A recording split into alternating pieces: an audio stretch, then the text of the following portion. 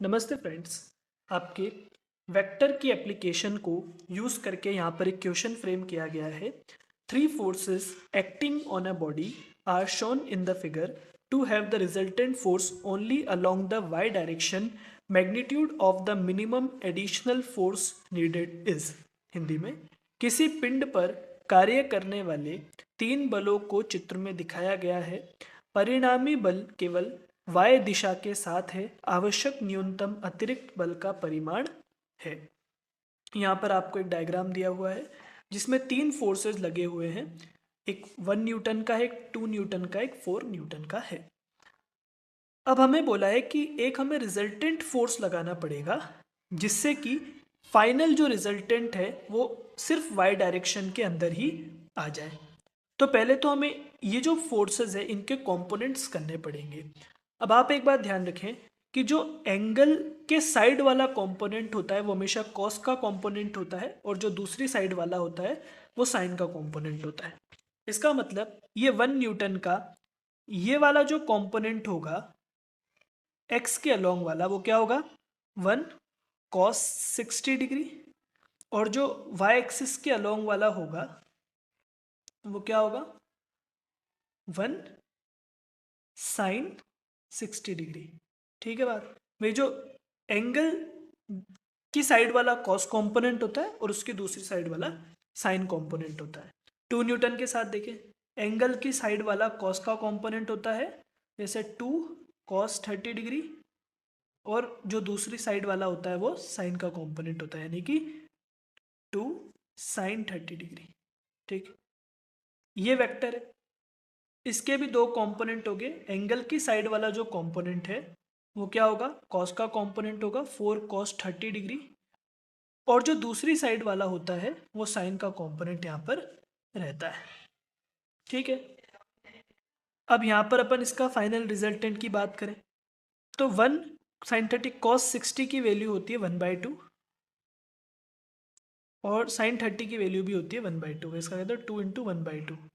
तो ये कितना हो जाएगा, ये तो हो गया 1/2 और ये हो गया 1। तो मतलब इस तरफ ये दोनों फोर्सेस लग रहे हैं। इधर देखें तो 4 इंटू साइन 30 की वैल्यू 1/2, यानी कि इधर तो 2 न्यूटन का फोर्स लग रहा है। ऊपर की साइड देखें तो साइन 60 की वैल्यू होती है √3/2 इंटू 1, और ये भी है 4 cos 30 की वैल्यू भी √3/2 ही होती है। तो ये हो जाएगा 2√3। ठीक है। अब हमसे बोला है कि आपको नेट फोर्स रखना है पॉजिटिव वाई डायरेक्शन की ओर। ठीक है। एक कंपोनेंट इस 2 न्यूटन का इधर भी है, तो ये क्या हो जाएगा साइन 2 इंटू कॉस 30 की वैल्यू क्या होती है √3/2, यानी कि ये हो गया √3। तो सिचुएशन क्या बन रही देखिए कि पॉजिटिव वाई डायरेक्शन की तरफ तो दो फोर्सेस हैं हमारे पास। एक तो है 2√3 न्यूटन का और एक है √3/2। नीचे की साइड देखें, ये पॉजिटिव वाई की बात है, नेगेटिव वाई में कौन सा है √3 न्यूटन का है। पॉजिटिव एक्स की तरफ देखें तो 1.5 न्यूटन का फोर्स है, और अगर हम देखें माइनस एक्स की तरफ तो यहाँ पर 2 न्यूटन का फोर्स। ठीक है, कोई दिक्कत वाली बात नहीं। अब हमें तो बात करनी है सिर्फ एक्स एक्सिस की, क्योंकि हमें नेट फोर्स जो है वाई की साइड निकालना है। अगर हम एक्स के कंपोनेंट्स को कैंसिल आउट कर दें तो क्या हम कह सकते हैं नेट वाई की तरफ आ जाएगा। भाई इधर 2 न्यूटन का है तो इधर 1.5 न्यूटन का है। अगर हम पॉजिटिव एक्स एक्सिस की तरफ 0.5 न्यूटन का फोर्स और लगा दें तो क्या ये माइनस एक्स की साइड जो 2 न्यूटन का फोर्स लग रहा है उसको बैलेंस कर सकता है? बिल्कुल कर सकता है। ये दोनों कैंसिल आउट हो जाएंगे, फिर √3 न्यूटन, और ऑब्वियसली ये जो इसका सम है वो √3 से ज़्यादा ही होगा।